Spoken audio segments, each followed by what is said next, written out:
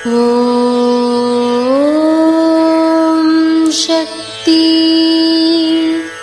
ஓம் சக்தி. ஓம் சக்தி. ஏன் பிறந்தோம்? எதற்காக வாழ்கின்றோம்?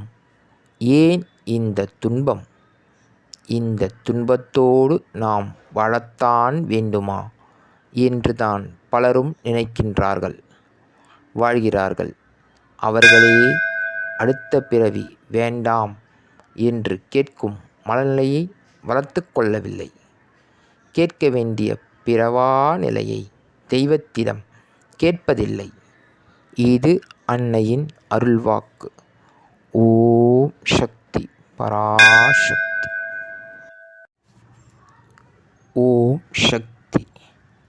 சக்திகளே, உங்களுடைய கருத்துக்கள் மற்றும் அனுபவங்களை கீழ்காணும் மின்னஞ்சல் முகவரிக்கு வீடியோ வடிவிலோ ஆடியோ வடிவிலோ எங்களுக்கு அனுப்பவும்.